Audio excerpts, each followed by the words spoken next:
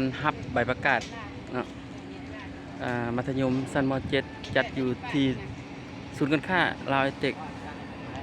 ตึกเก่าเนาะบรรยากาศจะเป็นยังไงเข้าไปหับชมกันเลย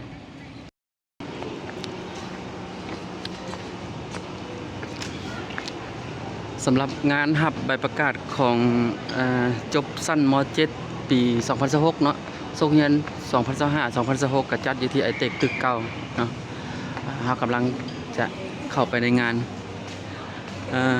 มื้อนี้วันที่30เดือนกรกฎาคม2026เข้าไปเบิ่งบรรยากาศอยู่ทางในนำกันเนาะอยู่ทางนอกเนี่ยคึกคืนแล้วก็เจ้าขายดอกไม้เป็นซองเงินเลยส่วนใหญ่มีแต่เงินเนาะทั้งดอกไม้ทั้งเงินอันนี้เฉพาะงานเฉพาะในนครหลวงโรงเรียนที่ขึ้นกับนครหลวงเวียงจันทน์เนาะแต่ละเมืองก็จะมารวมกันหับใบประกาศอยู่ที่นี่ก็จัดทุกๆปีงานมอบหับใบประกาศแต่ว่าหากเคยมาด้วยนี่เคยมาครั้งแรกปีก่อนๆนี่ก็บ่เคยมาเทื่อ อยู่ป้ายนี่ส้มเซยผลสำเร็จการศึกษาทั่วนครหลวงเวียงจันทน์โรงเรียนปี 2025-2026 ม .4 และม .7 เนาะมีม .4 นำได้หมายความว่ามีม ต้นแล้วก็ม ปลายเข้าไปข้างในเลยตอนนี้เข้ามาข้างในแล้วอันนี้อยู่สั้นลุมเนาะสั้นลุมก็มีขายเครื่องทั่วไปคือเก่าส่วนงานมอบหับใบประกาศคือว่าอยู่สั้นเทิงพุ่นติสั้น2เนาะเดี๋ยวจะพาขึ้นไปเทิงสั้น2เด้อทุกคนเด้อ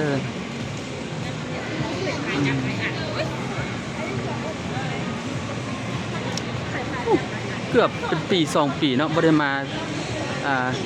เลาะอยู่ไอเทคนี่นะก็บ่แตกต่างหลายปานใดแต่ก็เป็นระเบียบขึ้นก็งามเนาะกว้างขวางสถานที่พุ่นเขาสิขึ้นไปเทิงสั้น2พุ่นละนะงานบ่ทันเริ่มเถอะเดี๋ยวจักหน่อยขึ้นไปไปทุกคนขึ้นไปเทิงเลยนะมาขึ้นเบื้องคันไดเลื่อนพี่เพิ่นขายเครื่องอันนี้หลายอีหลีเนาะโอ้หลายเท่าไหร่วะมีแต่อันมันหยังก็มันเบิ่งคือทางประวัติศาสตร์ของจีนเนาะพระอันหยังก็มีมังกรยกบ่สี่ก๊กห้าก๊กก็มีขึ้นทางนี้คันไดเลื่อนเพิ่นบ่เปิดเนาะย่างขึ้นเอาเดี๋ยวมาฮอดชั้น2แล้วทุกคนพ่อก็เป็นลูกสาวเนาะลูกสาวจบม .7 ทั้งแม่เพิ่นก็สิซื้อของขวัญให้ลูกแล้วติซื้อดอกไม้อย่างแล้วติเนาะตามเฮาแนมไปพุ่นพิธีอาจจะเริ่มละ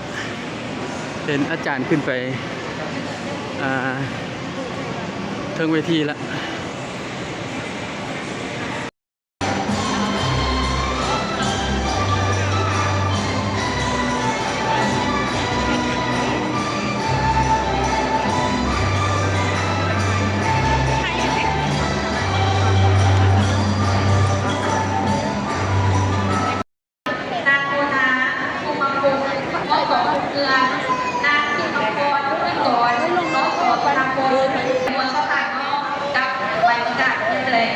ขออนุญาตเป็นประธานต่อขออนุญาตในส่วนหนึ่งเรื่องแบบการเสียง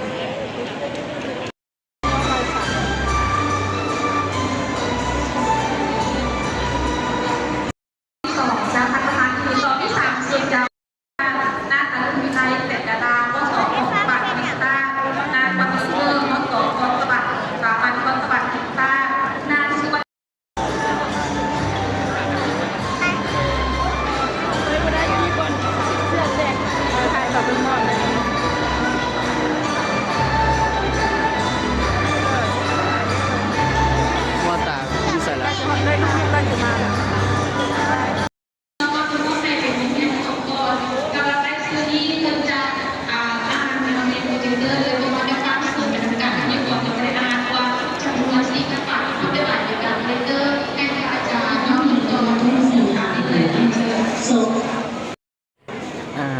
อบรับใบประกาศแล้วเนาะเพิ่นก็เอารูปมาไว้จุดนี้แล้วก็มันไผรูปของไผตอนรับใบประกาศเนาะก็จะมาซื้อเอาอยู่บ่นี้เนาะอ่าเดี๋ยวจังนั้นเขาก็มาเอาเพิ่นจะมาเอาระหว่างรอท่าถ่ายรูปก็หิวข้าวแล้วบัดนี้ก็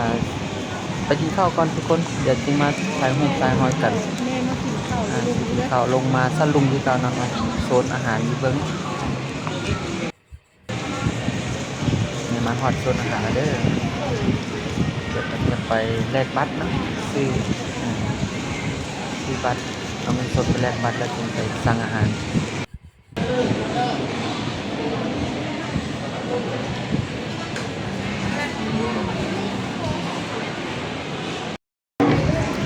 ได้แล้วได้อาหารมาแล้วทุกคนมาเด้อแซ่บๆกันเด้อข้าวมันไก่อันนี้จานหนึง35,000เด้ออยู่ศูนย์การค้าไอติม